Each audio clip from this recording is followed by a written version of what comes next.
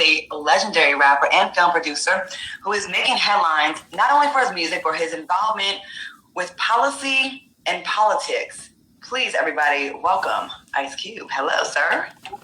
Hey, what's up? How y'all doing? Hey, you. Yo, what's up? What's up, Lisa Ray? How you doing? I'm great. I'm great. Thank you. Good. How's everybody doing? Blessed. Good. And we're also very appreciative of you taking the time to come talk to us here. I know everyone's trying to get a piece of you and talk to you and have you on their platform. So we definitely appreciate that. So thank you. I want to ask you just out the gate how you're doing. You know, how have you been coping with the pandemic, the civil unrest? Black people have always been through trying times, but it's a little extra right now on top of our regular stress. Getting different. We got another layer on top. You know, we got 10 on 20 right now. So how are you doing? I'm doing good. The pandemic, it hit everybody and caught everybody off guard. Thank God for D Nice, who started spinning them records, man, and kept people just, he kept our sanity, you know what I'm saying? And then the thing with George Floyd happened. Yes. Which shook everybody to our core. You know, when you hear a man, scream for his mama, I think everybody in the world felt that. So, everything switched reels for me. And I just been on this quest trying to get us true equality, not just equality on, social issues, but economic equality, which is, just as important. Well, let's just jump right in then, Q, because I have been, looking at some of the bites from your interview. You did an interview with Roland Martin, which helped me, I want to say, because I will say that when I first heard that you were supporting Trump, I was like, wait a minute, what? Hold on, because you my boy. So I was like, I got a personal insight. I'm going to call him directly. I didn't say I was supporting Trump. So allegedly, right? That's what I heard. That's what the sound bites. That's why people got to do their research. And I watched that interview, and I heard you break it down to why you were involved, why you met with both sides, and when you got involved, which was not just recently. And so when I said, what contract was he talking about? This contract of Black America, like, what is that? Where did it come from? I did not know. So when I think of things that I don't know, I automatically assume that a whole lot of people out there don't know. So I would want you to educate me as well. So what did make you go to the administration and speak with them? Well, what happened was, it was a lot of yelling, a lot of people upset, a lot of reforms being put on the table during George Floyd. But I was looking around for a document that really was speaking on what's the needs in the community and what do we need across the board, not just from government, but from the private sector too. Because there's a lot of companies that are involved in our pain, and they got to pay up too. They owe us reparations as well in some shape or form. So it was nothing. I was looking around. I'm like, damn, where is the document? Where is the ask? What are we asking for as a people across the board that deals with not only police brutality, but all our needs? So I started working on it myself with, some smart people I know. We end up getting, economists involved, people like Derek Hamilton. We started to go and just find the smartest minds to help try to put a document together so we can actually have something to say, damn, all this is things we need.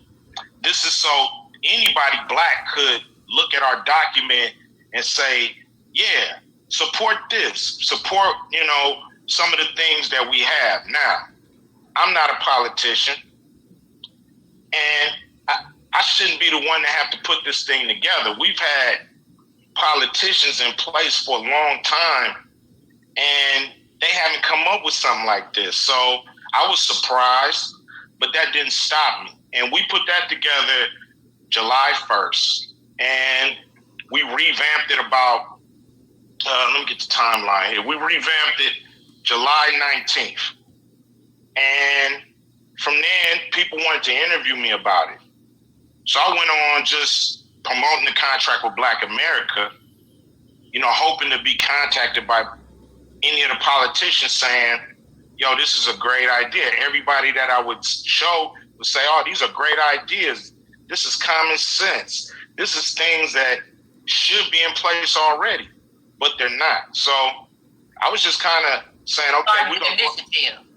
Yeah, starting an initiative, and I'll make a long story short.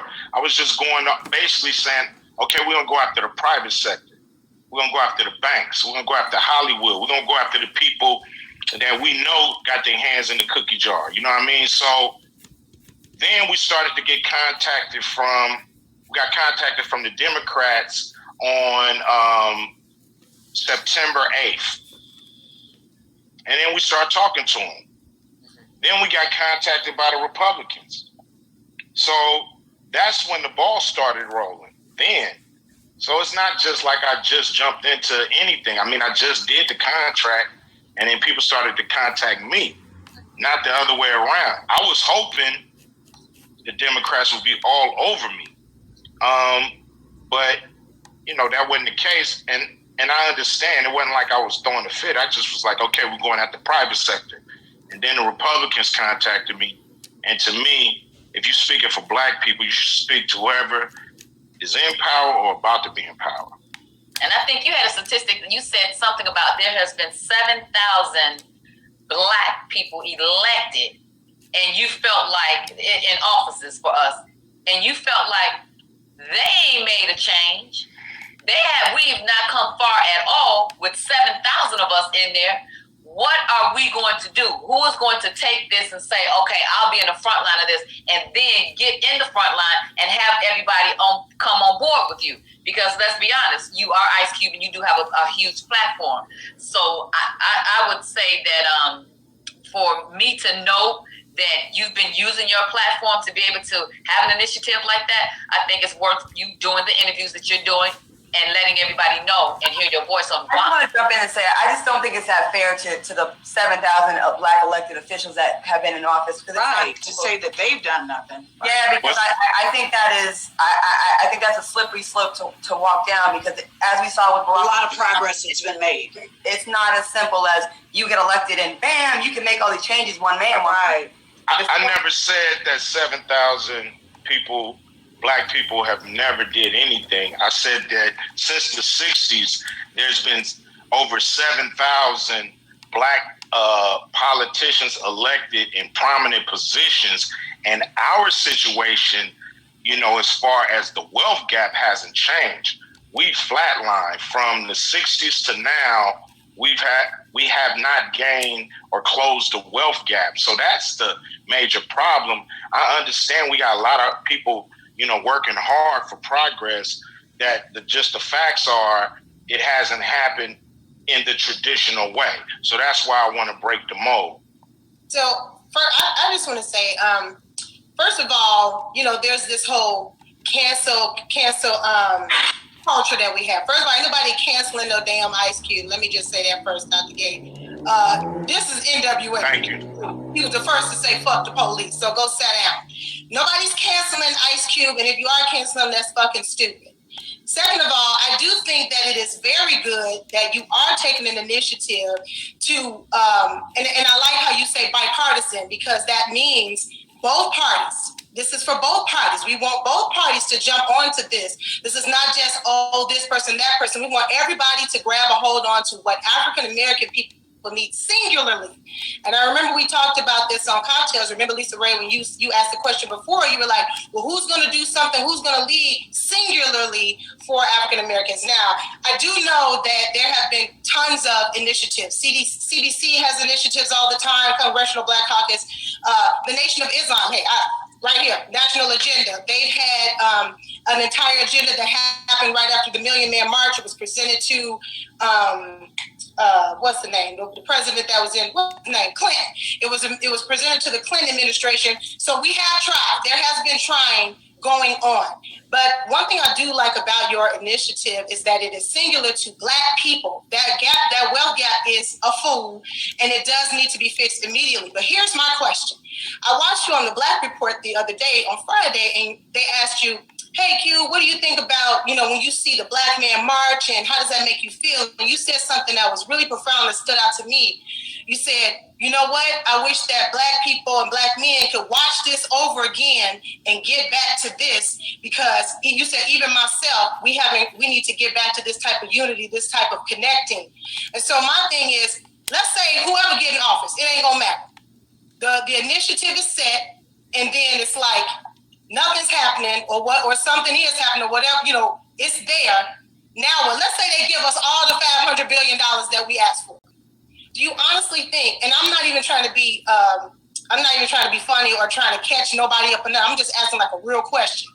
With the state of how our community is already broken, how we already have PTSD, how we already are not connecting already interculturally, the infrastructure of African Americans in general is just jammed up, with or without money. Do you think, and what could be the process of, once we get this money, of implementing it properly into our communities and really being able to allocate it where it makes sense and matters, and what's going to be necessary for that to happen? Well, what I said on the show about the Million Man March was the fact that it was the Million Man March, but it was a day of atonement. It was a day where we were gonna bury the hatchet with each other. It was the day when we were supposed to go back to our neighborhood kind of as new people and try to, make things better. And, it just didn't happen the way, we all envisioned it. But that don't mean we can't start. We do need financial help in our communities, but we also gotta make a commitment to ourselves to clean up ourselves. It do start with the person in the mirror. You can't deal with the white man out here until you deal with the white man in there. You see what I mean? So you have to clean up. We have to clean up ourselves. We've been poisoned by this society.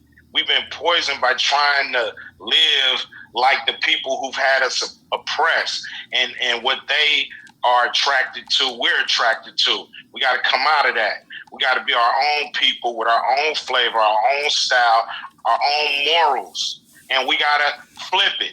I'm not Mr. Holy. I'm guilty of it too. So it's something we all have to start doing to clean ourselves up. But I think the key is to try to get the money in the hands of people who are doing things, who are trying to be on the right side, the progressive people, the people who are business owners, people who want to own homes, people who want to beautify their homes so it isn't, just gentrified, so it's things where we can get money into responsible people's hands, and hopefully they'll hire the community to teach the community. They'll use the community to hopefully clean the community up. I also think the government has a job too. Why you use the armies just to come in and put guns on us and make sure we're not protesting? Why you don't use the armies to come fix fences and roofs and paint walls and do things to beautify the neighborhood? It's like they got to rethink how government works for the people, and they're not going to do it using the same old ways. You're going to have to push them. You're going to have to find pressure points, and you're going to have to use leverage when it's time. I just got to make a quick statement, though, Q. Go ahead. If the administration that is in there right now hasn't done it for the past 3.5 years, what do you think is going to make them start in the next 4 years that they are given more and given more during a pandemic? I know you got to take a break. Hold that thought, but I just got to ask that and make that statement, because you can't make them all of that, and they've been there for 3.5 years. So I ain't trying to make them do nothing. So we need them to do something if we're going to trust them to do it. Hold on, guys. We got to take a quick break. Okay. I definitely want to talk about that. I definitely want to talk about, Q, you hit on some very, very good points about the military, but this current administration is using the military to enforce their own agenda. And we want to talk about that. So let's take a quick break. A lot of gems are being dropped here. We'll be back with more Cocktails with the Queens when we return right after this break.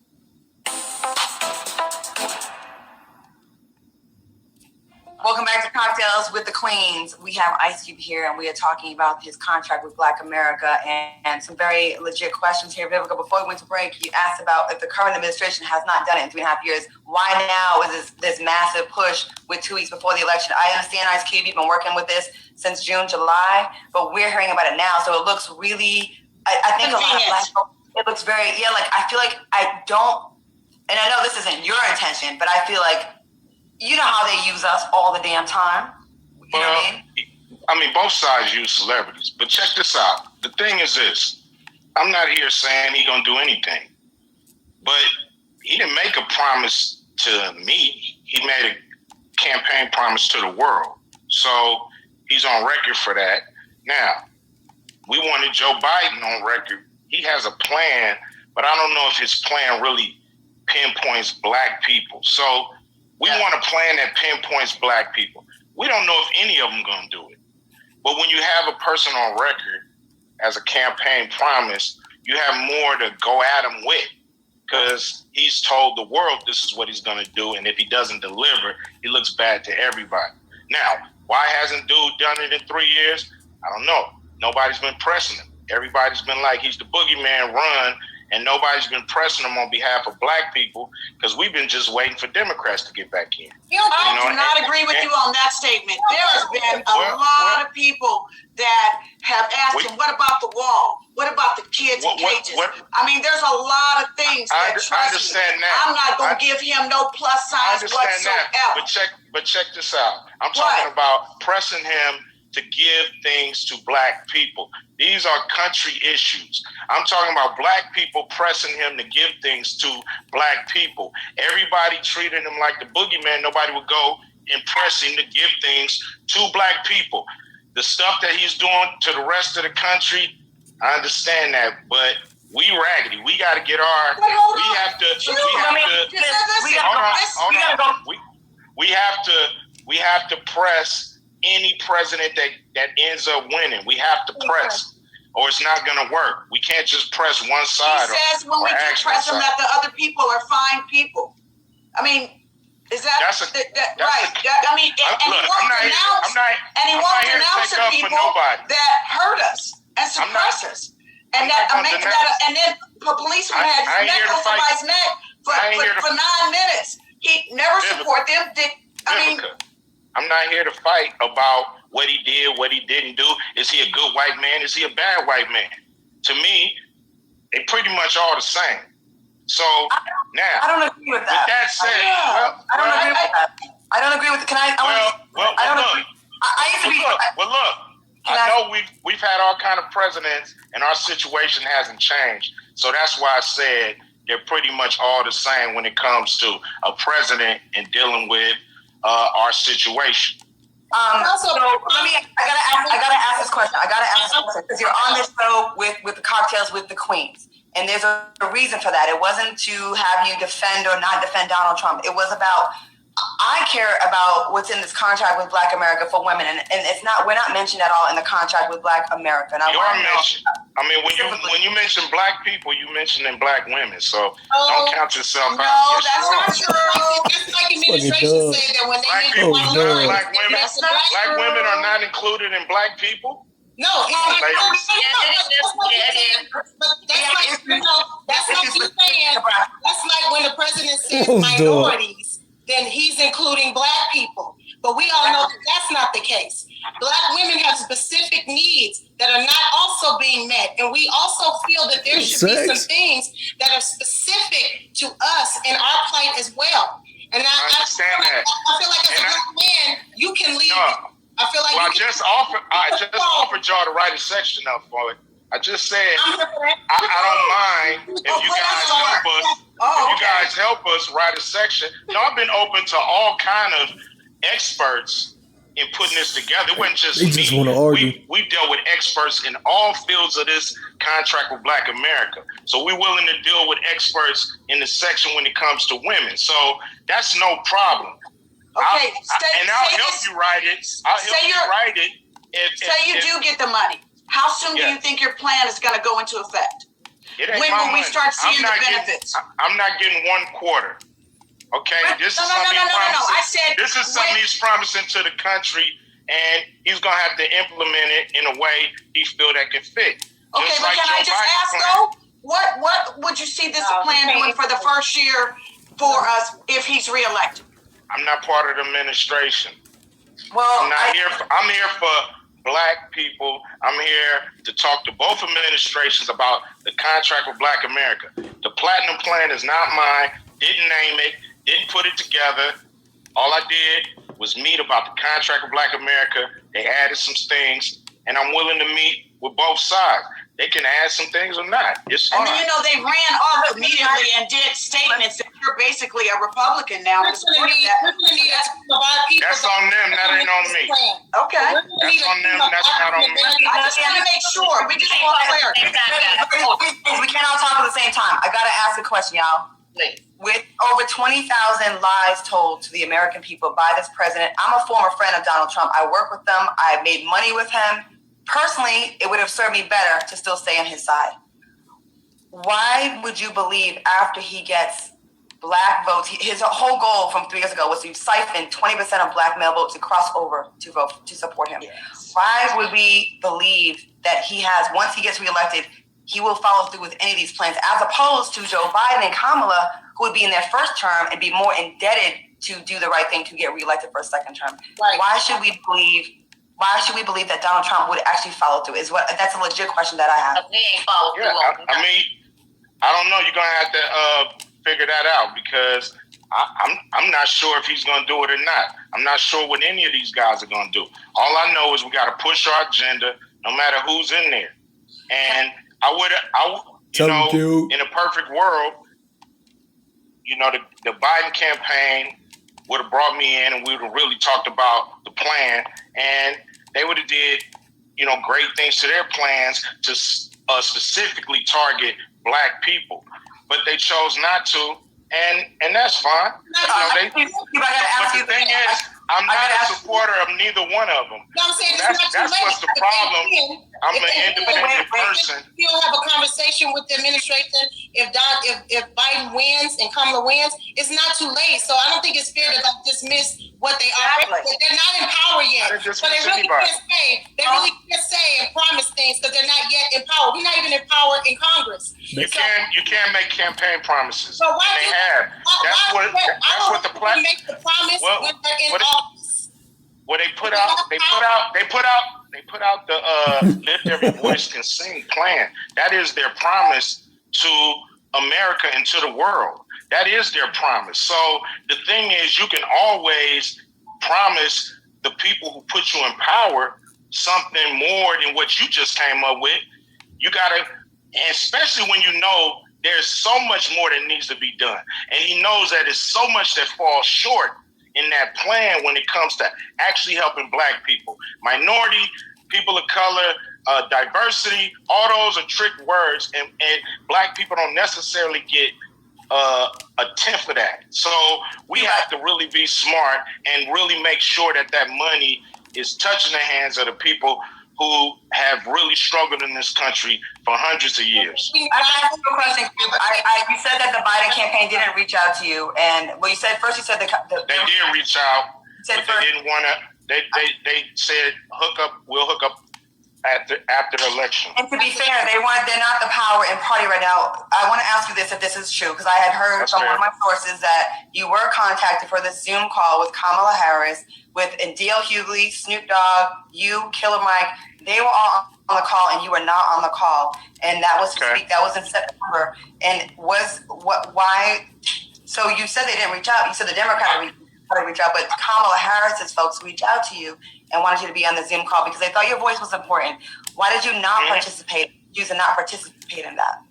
Well, we had spent, a lot of people time putting the contract with Black America together, and I just thought that getting on a Zoom call with 12 other entertainers, all shooting what they believe needs to be done, to me wasn't going to be productive. And I was also because my lawyer, Matt Johnson, has a connection with Kamala Harris, and I was promised a call that I never received. So, that's why I didn't feel like I wanted to be on that Zoom call. So I feel like our plan is so broad that you can't talk about it with 12 other people who had nothing to do with it. And these are a lot of things that really need to get done. So I wanted to have a serious conversation and not just a rally cry kind of conversation. But you said also you would talk to anyone that was willing to help. You said you were. I am, but I just said that they said they were going to call me direct, and I never got that call. So when you hear that, you're waiting for that call. It never came. So no kind of way don't work if it's not the way that you started. You want it. Got it. Well, I want to get things done. I don't want to just spin my wheels, talk to people who can't really make it happen. So I didn't want to just. She's the vice presidential candidate. When I had listen, because I had the conversations. When I had the Zoom call with the DNC, the Democratic Party, we was on the call for probably over 45 minutes. And we never even got to the contract with Black America. We never went through any of the points that needs to be dealt with when it comes to the situation in this country. No one else has a plan that deals with as many issues that this administration or any administration could fix if they had the political will. And you have to give them the political will. And that's what's being done. I didn't want to put anybody on blast for that, but since they said I didn't jump on the call, it's because I was promised a call where we can actually deal with this in a serious manner, and it wasn't just what I considered a rally call. But I feel like that actually could have been because you could have led the call and had supporters on listening to what it was that you're trying to get them to be able to help rally with the initiative for that. I had been doing press about the contract with Black America outside of that. So I was using my press to promote the contract, not just to them dudes on the call, but to all of America, to all of Black America. That's where my thing is. So I wasn't on the call, but that don't mean we couldn't have a call. So that's what happened. And I don't feel like I made a mistake for not being on the call. I will tell you, we have to wrap the show. We're way over, but I just want to say, Cube, I hear what you're saying, but I just want you to know, as Black women, how we would feel with, there's no mention specifically of Black women in the contract with Black America. They do have to stand on top of that. I just told you can write that up if you want to. We're not out here jumping on calls. We all Black, so we all. We're not meeting up with Jared Kushner and Donald Trump about this. You are. So you can't say, well, if you don't like it, add to it. You're out here. You took that job. You took that position. I'll write it up. I'll write up the Black woman's part of the contract for you. Yeah, how many words do y'all want it to be? The thing is, you guys are the experts, but here we go again. You just want to talk. Nobody want to help me. Just want to talk. But y'all the experts on Black women, so why won't y'all help me? See, that's the problem. I can tell you why. We don't trust the Republican Party. So anyway, the initiatives have already been set. Listen, you guys, we are way over. We're way over. I wish we would have you for more time because I feel like you have a lot to say, Ice Cube, and you're very influential, and we appreciate this. And I hope we can respectfully debate and no feelings hurt. I don't think you are the type that would get hurt. I appreciate y'all. I wish we could have you back and have more of this conversation. Would you be open to come back here? Of course, we family, and can't nobody hurt my family. Can't hurt my family. Well, That's it. Because we're running out of time, Ice Cube, I would like to say right now, to be fair to you, and we really wanted to dig deep about the Black woman part. I think that's very important. And the lift every voice part versus the contract with Black America. I feel like there's more on the table, and I don't want to be disrespectful to your perspective and to the perspective of Black women. I would love to invite you back before the election. If you have time, I would love to do that for part 2 with Ice Cube. We gotta break now. No problem. Brother, I know your intent is good.